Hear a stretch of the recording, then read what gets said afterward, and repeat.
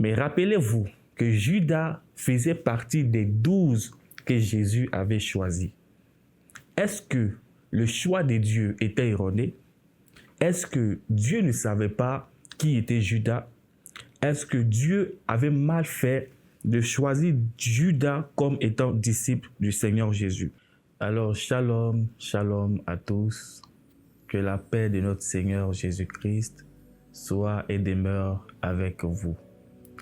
Certainement que tu te retrouves aujourd'hui sur le chemin pour le boulot. Certainement que aujourd'hui tu es dans ton bureau. Certainement que quelqu'un est dans sa chambre, dans son salon. Certainement que quelqu'un est avec des amis, un groupe de personnes. Et alors que vous suivez cette émission Parler d'intimité, je crois que notre Seigneur Jésus-Christ nous fera du bien. Bienvenue dans Parler d'intimité, votre émission chrétienne qui vous transmet la parole de Dieu, des pensées prophétiques, des worship et surtout des prières spontanées. Et ce jour, je suis encore avec vous, votre serviteur, le prophète Élie Lacange, et je vais partager encore une portion des Écritures avec vous. Mais je crois que ce message que je partage avec toi aujourd'hui est un message inspiré. C'est pourquoi je t'invite à t'asseoir confortablement, à te mettre dans une posture de prière parce que le Seigneur nous fera du bien. Je prie avec toi un moment avant d'engager les choses et alors que nous baissons la tête, nous invitons le Saint-Esprit à prendre le contrôle de ce moment et nous disons à notre Père Céleste de venir nous instruire par sa parole, de nous conduire, de nous guider et surtout de nous fortifier. Seigneur, que ce message fasse du bien à une personne, que ce message fasse du bien au cœur d'une personne et à l'âme d'une personne, qu'elle soit comme une sémence qui porte du fruit dans le cœur de quelqu'un qui m'écoute en ce jour. Au nom de Jésus, nous avons prié. Alors, comme je le dis, aujourd'hui, je partage avec vous un sujet très important. Et quand je parle de sujet très important, croyez-moi, c'est un sujet très important. Et le thème que nous allons aborder, c'est le péché de Judas Iscariote. Dis avec moi le péché de Judas Iscariote. Et pour cela, nous allons illustrer avec le verset de base, qui est le livre de Jean, le chapitre 13, le verset 26 au verset 27. Je vais lire dans la version Parole de vie 2017. Vous pouvez lire dans Louis II ou dans Parabole du Semeur. Je fais la lecture en disant ceci. Jésus lui répond, « Je vais tremper dans le plat un morceau de pain. C'est lui à qui je vais donner le morceau, c'est lui qui va me livrer. » Jésus trempe dans le plat un morceau de pain et il le donne à Judas, fils de Simon Iscariote. Judas le prend et aussitôt Satan entre en lui. Jésus dit alors à Judas, « Fais vite ce que tu dois faire. » Nous retenons ici, Satan entre en lui aussitôt. Alors, j'aimerais dire ceci, que j'ai l'habitude de méditer et de plonger durant des heures dans la parole de Dieu, mais j'ai été fortement intrigué par cette lecture biblique que nous venons de faire. Évidemment, je me suis posé des questions. Je me suis dit, mais attends, on nous a toujours parlé de Judas comme étant un imposteur. On nous a toujours parlé de Judas comme étant un traître. Sa trahison a été mise en exergue. Lorsque nous sommes venus à Christ, selon les récits que nous avons entendus depuis l'école du dimanche, ou même dans certaines prédications, on nous a dit que Judas est un traître. Mais je me suis posé des questions en lisant ce verset-ci. Et c'est pourquoi je veux que nous puissions ensemble apprendre quelque chose de nouveau, une nouvelle lumière bien sûr, que le Saint-Esprit m'a fait la grâce de découvrir. Et je crois que cette lumière aussi te fera du bien. Premièrement, la première question que je me pose, comment en sommes-nous arrivés là? Oui, comment en sommes-nous arrivés là? J'aimerais dire à quelqu'un que notre Seigneur Jésus-Christ était un homme plein de foi, plein de prière. Et lorsqu'il a commencé sa mission sur terre, il a eu le temps de prier. Notre Seigneur Jésus-Christ n'a pas improvisé le choix de ses apôtres. La Bible pouvait marquer et mentionner plusieurs fois la manière dont le Seigneur Jésus-Christ prenait très au sérieux sa vie de prière. Et la Bible va dire clairement que notre Seigneur a passé toute une nuit en prière. Il a eu le temps de converser avec le Père afin de savoir qui sont ces personnes qui doivent le suivre dans cette mission. Et pour cela, nous allons lire Luc, n'est-ce pas? Luc chapitre 6, le verset 12 au verset 13. Je lis toujours dans la version Parole de vie. C'est une version de Bible que j'aime très bien. Elle est simplifiée et elle m'aide à comprendre la pensée de Dieu. Et la Bible dit ceci. Un jour, Jésus va dans la montagne pour prier et il passe toute la nuit à prier Dieu. Quand il fait jour, il appelle ses disciples. Parmi eux, il en choisit 12 et il leur donne le nom d'apôtres. Parmi eux, il en choisit 12 et il leur donne le nom d'apôtres. Souvenez-vous, dans les récits bibliques de Jean, la Bible déclare que Jésus-Christ avait plus de 70 disciples. Cela veut dire que là où la présence du Christ était marquée, il y avait énormément de personnes qui étaient autour de lui. Et toutes ces personnes étaient des disciples. Mais parmi ces disciples, il a choisi 12 sur lesquels il a déposé une marque.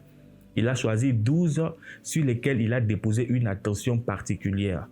Pourquoi? Parce que toute la nuit, il fut en prière. Et c'est le Père qui lui a révélé les 12 personnes qu'il se devait de choisir pour l'accompagner dans sa mission. Et ces 12 personnes, bien entendu, il leur a donné le nom de apôtres. Souvenez-vous qu'il a dit à Pierre, « Tu es Pierre, sur toi je bâtirai l'église. » Et chacun des disciples avait un rôle bien précis à jouer dans la mission.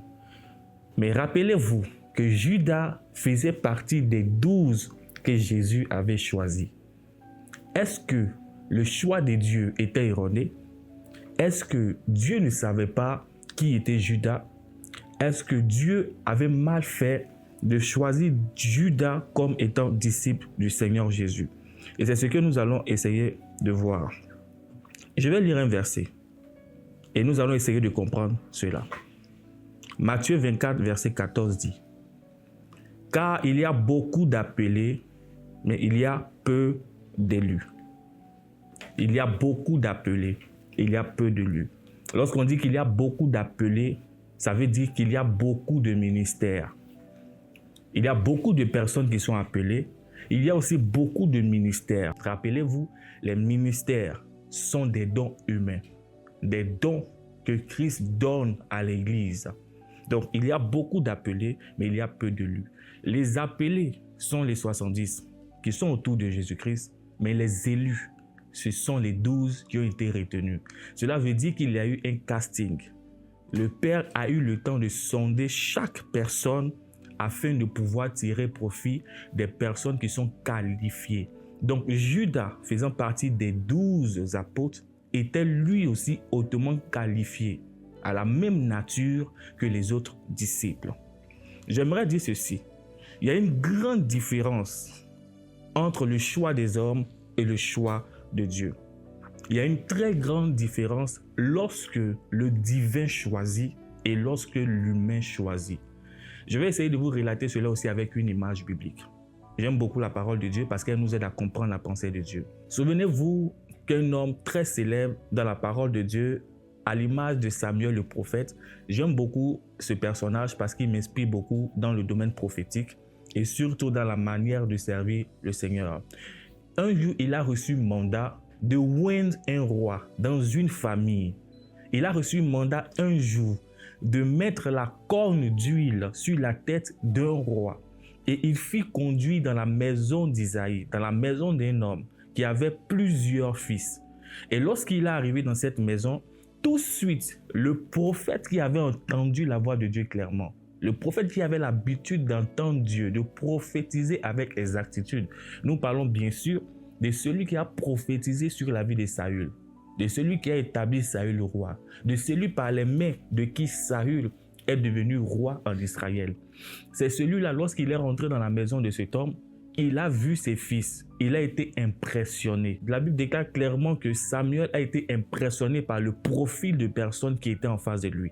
Et nous allons vérifier ça dans la parole de Dieu, dans 1 Samuel 16, le verset 7. Je vous invite à lire le chapitre 16 pour mieux comprendre l'histoire. Nous courons rapidement pour établir la volonté de Dieu en ce jour. Et l'Éternel dit à Samuel, « Ne prends point garde à son apparence et à la hauteur de sa taille, n'est-ce pas? Car je l'ai rejeté. L'Éternel ne considère pas ce que l'homme considère. L'homme regarde à ce qui frappe à les yeux, mais l'Éternel regarde au cœur. » En réalité, nous les hommes, nous sommes influencés par ce que nos yeux voient. C'est pourquoi il t'est arrivé certainement à un moment de ta vie de faire un choix qui t'a coûté cher. Il t'est arrivé à un moment de ta vie de prendre une décision qui t'a coûté cher. Tu as laissé certainement entrer dans ta vie un ami, une personne que tu as estimée non pas par la volonté de Dieu, mais parce qu'elle t'a présenté ou elle t'a performé des critères qui t'ont séduit et qui t'ont marqué. Souviens-toi que dans ce mariage dans lequel tu es entré, tu n'as peut-être pas cherché la volonté de Dieu. Souviens-toi que ce voyage que tu as entrepris n'était peut-être pas la volonté de Dieu. Il y a ce que nous les hommes nous voulons, mais il y a ce que Dieu qui choisit est parfait. J'ai envie de te dire que clairement, à la différence des apôtres, à la différence des autres apôtres, Judas, la seule particularité, c'est que son péché était exposé et connu. Oh, quelqu'un dira, mais tu es devenu le défenseur de Judas. Non, je suis un défenseur de la parole de Dieu. Et je crois que toute histoire doit nous emmener à tirer de nouvelles lumières qui va engager une autre manière pour nous d'adorer, qui va engager une autre manière pour nous de servir le Seigneur. Je ne suis pas le défenseur de Judas, mais j'ai envie d'éclairer quelqu'un en ce jour par la parole de Dieu. Si tu commences à me suivre, commence à claquer des doigts là où tu es. Et pour cela, je vais dire ceci. Jérémie 17, verset 10. « Moi, l'Éternel, j'éprouve le cœur et je sonde les reins pour rendre à chacun selon ses voies, selon le fruit de ses œuvres. » Le péché de Judas était connu, mais Dieu n'était pas ignorant de la perspective que Judas était un candidat potentiel et capable de pouvoir gérer la situation si difficile de trahir Jésus-Christ. Oui, lorsqu'il s'agit de trahir, ce n'est pas du tout facile. Lorsqu'il s'agit de faire mal, ce n'est pas du tout facile. Et nous allons comprendre cela clairement. Lisons encore dans la parole de Dieu. C'est un enseignement, ne nous lassons pas de lire. Et je lis toujours dans la version Parole de vie. Jean, le chapitre 12, le verset 4 à 6. Suivez-moi très bien. Alors Judas Iscariote, l'un des disciples de Jésus, c'est lui qui va le trahir. C'est lui qui va le trahir. L'action n'avait pas encore eu lieu, mais on avait déjà prédit. Donc le narrateur est en train de donner l'information de ce qui va suivre. Se met à dire, il fallait vendre ce parfum pour 300 pièces d'argent et donner l'argent aux pauvres. Judas ne dit pas cela parce qu'il pense aux pauvres, mais parce que c'est un voleur. C'est lui qui garde le porte-monnaie et il prend ce qu'on met à l'intérieur. Judas était un voleur et son péché était connu de tous. Mais la question que je me pose, est-ce que Judas n'aimait pas Jésus? Le péché de Judas était connu, mais cela ne veut pas dire que Pierre était une personne parfaite.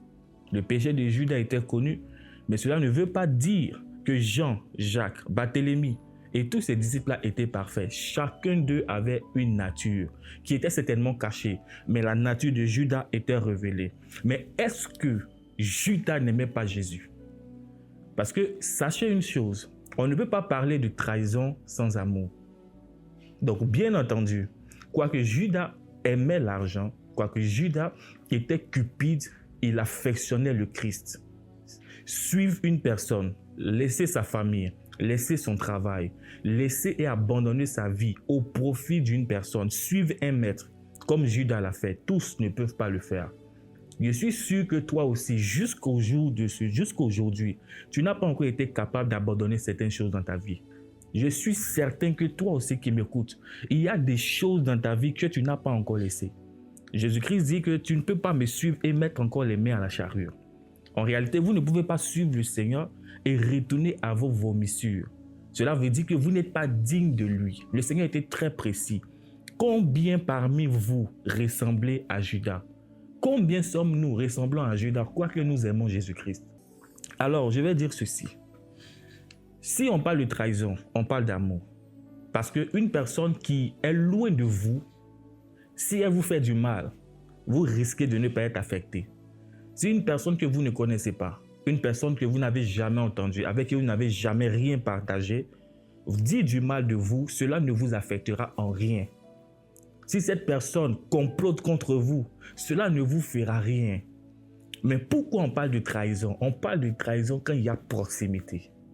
On parle de trahison quand il y a rapprochement, quand il y a partage de liens, quand il y a des liens forts, des liens étroits qui sont créés entre deux personnes. Avant que nous arrivions au chapitre 13, avant que nous arrivions au chapitre 12, souvenez-vous que les disciples ont vécu des moments extraordinaires avec le Seigneur Jésus. Les disciples ont partagé des temps glorieux. Je me posais la question de savoir comment est-ce que les disciples étaient contents lorsque le Seigneur ouvrait les yeux des aveugles, lorsque le Seigneur guérissait les malades.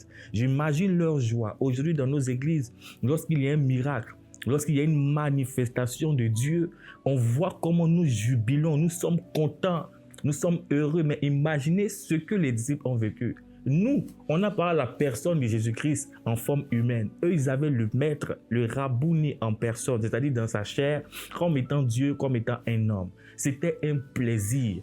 Regardez les festins qu'ils avaient partagés ensemble. Regardez les moments de joie, les moments de réjouissance. Quand Jésus-Christ a lavé les pieds des autres apôtres, il a aussi lavé les pieds de Judas. Il aimait autant Judas comme il aimait les autres. Et c'était vice-versa. Judas aimait aussi le Christ. Regardez encore. Dans le jardin de Gethsémani, lorsque Judas arrive avec les soldats romains, qu'est-ce qu'il fait? Il embrasse Jésus-Christ. La Bible dit qu'il donne un baiser au Fils de l'homme. Le baiser de Judas était symbolique. Ce n'était pas forcément le baiser de la trahison. Imaginez ce que Judas pouvait ressentir à l'intérieur de lui-même. Imaginez ce que Judas pouvait ressentir quand il entend son maître lui dire « C'est pas un baiser que tu livres le Fils de l'homme ».